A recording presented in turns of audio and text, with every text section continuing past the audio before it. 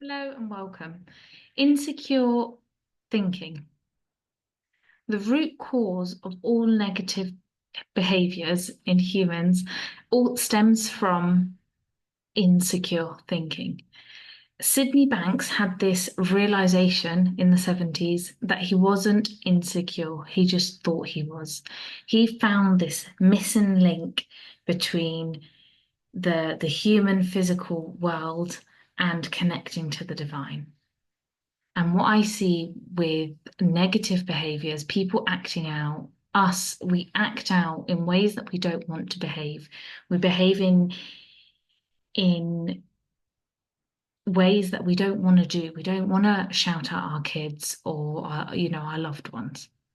And so where that behavior comes from is it's coming from this idea that we are not good enough. It comes from this starting point that we are not good enough. We're not going to be loved or liked or appreciated until.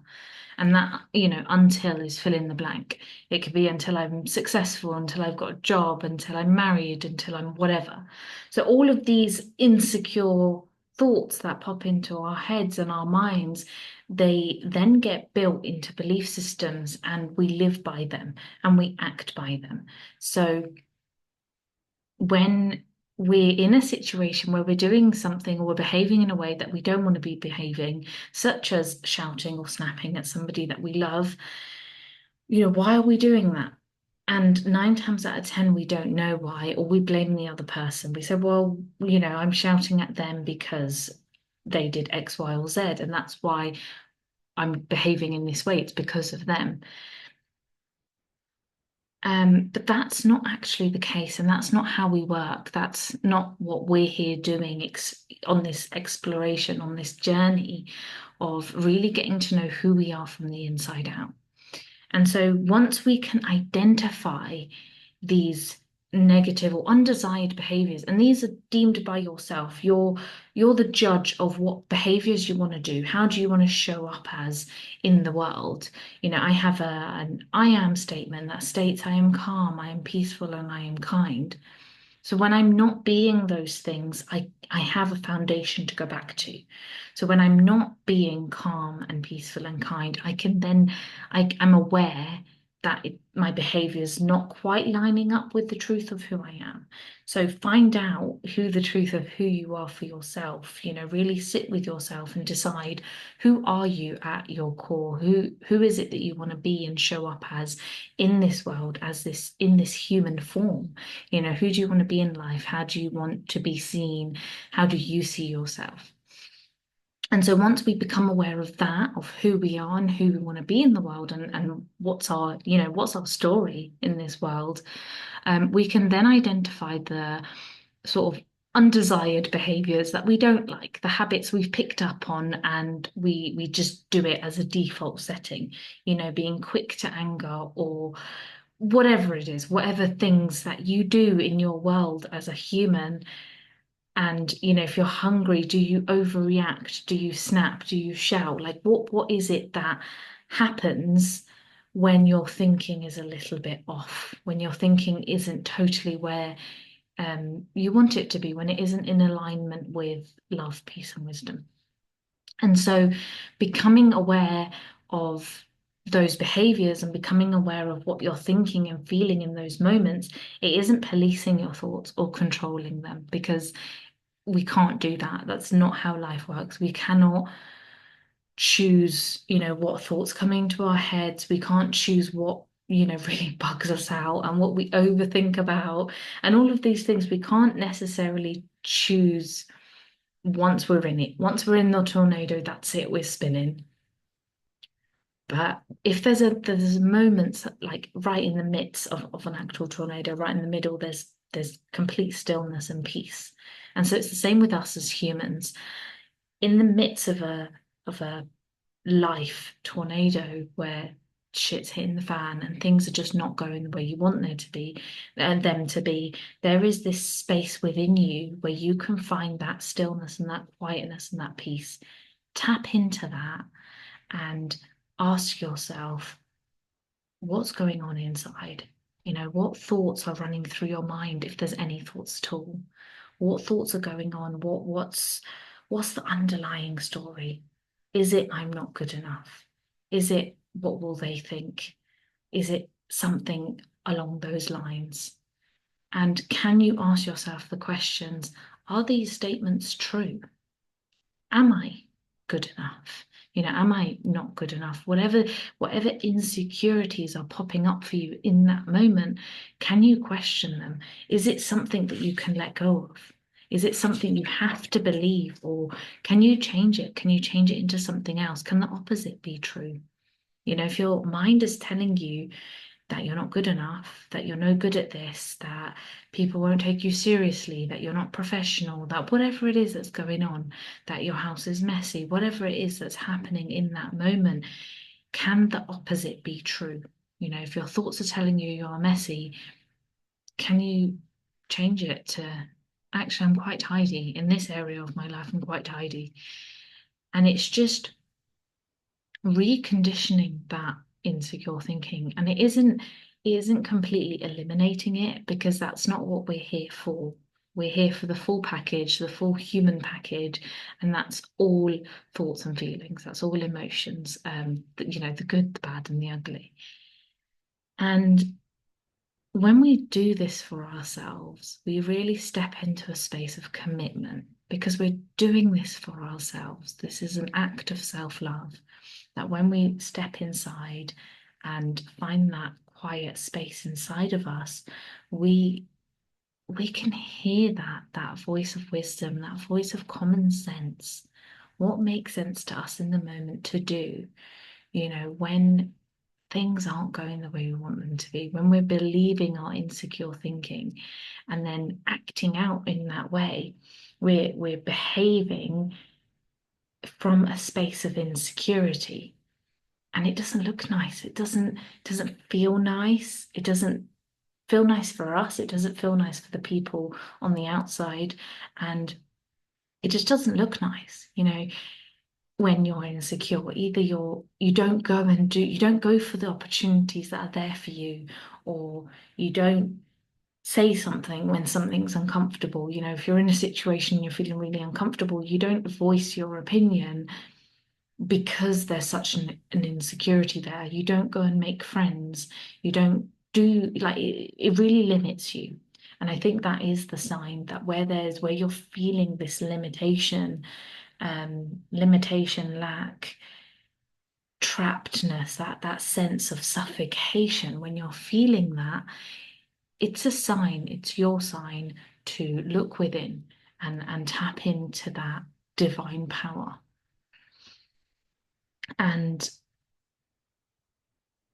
simply by doing that, just questioning your insecurities, questioning your thinking, your unhelpful thinking, it it's almost like magic that these insecurities fall away.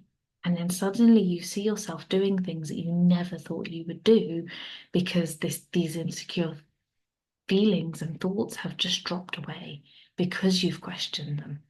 When you question, "Oh, can I learn a new skill? Can I, let's say you can't ride a bike, for example. It's like, oh, I'm 20, I've never learned. Can I do that? Oh, I don't have the confidence." And we say these things like flippantly, and we say them like they don't mean anything, or like they're not contributing to our lives, and they are. So our words are so powerful, because what's being said on the outside, it's a reflection of the inside. And this is everything that I talk about on this channel, that we work from the inside out. And so when we take a moment, when we give ourselves 5 minutes to look within and to tap into this power that we are an integral part of, you are an aspect of the divine. And so when we tap into that, we give ourselves the space to acknowledge our wisdom, to really hear our true voice, to hear who we really are.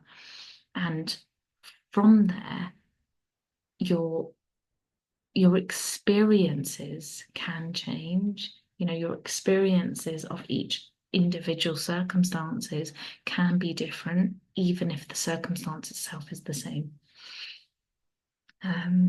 Just checking my notes. um, yeah, so when we really become aware that there is undesired behaviors, that we do things that we don't want to do. We do them and it's like, oh gosh, why did I do that? Why did I behave in that way?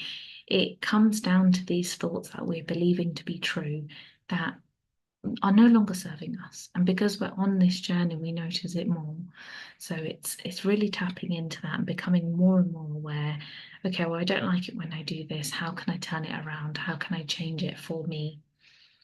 Um, and it's knowing that we have thinking, we are thinking creatures. This is what Sydney Banks put the words on. He gave it words. This isn't new. This isn't just from the 70s. This is, life before the 70s, centuries ago, always, how life has always worked, how life has always been, that we work from the inside out.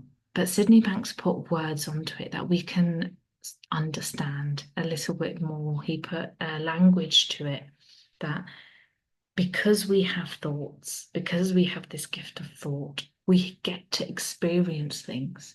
If there was no thought, there would be no experience. And so when our insecure thinking we can question it, it can be questioned, it can then turn into loving and kind thinking. And from that space of loving, kind, and thinking, we'll act from there. We'll have those thoughts and that consciousness, and that's where our behavior will come from. And when our thinking is coming from love and kindness and not fear and not insecurity, we're different people. And this is why you can meet someone and think, oh, they weren't very nice. And all that's happening is that's a reflection of what's going on the inside. And if everybody had a little bit more compassion for themselves and others, the world would travel a bit more smoothly. It would, as kindness is free, it would just go a little bit more smoothly and a little bit more nice. Um, and so like I've said earlier in this video, it isn't about ridding yourselves of insecure thinking, because at the end of the day, we're human and we came here for it all. It's like going to a theme park. You don't go to the theme park to look at the rides. You don't go to the theme park to walk in and then walk out again. We're here in the theme park of being human. So we came here to be insecure and then to be secure again, to whatever, to feel the love and to feel the fear. And sometimes they come together because they're so parallel, they're so close that where does one begin and where does the other one end? Because they are such powerful emotions. And coming to that space, coming there to that trust, that self-trust, that self-commitment, knowing that you don't have to believe the insecure thinking just because it's in your mind, it frees you. It frees you up to live the life you actually want to be living, even when these insecure thoughts pop into your head, even when you're in the midst of a really uncomfortable circumstance, situation, reality, stuff is happening in your world that you really don't like and you don't really know how to navigate. You can know that at your core, you are an aspect of the divine. You are worth so much more than you think because you are an integral part of the creator of life. You are so amazing and you are worth so, so much. So I really hope that there was something in here that was helpful for you and your self-confidence, that you can take something away from this video that can allow you to question your insecure thinking and allow you to step into common sense, love, peace, and wisdom. Thank you so much for listening, and I'll see you again in 2 weeks' time. Don't forget to subscribe to my channel, and if you have any questions, comment below this video. Lots of love. All the best now.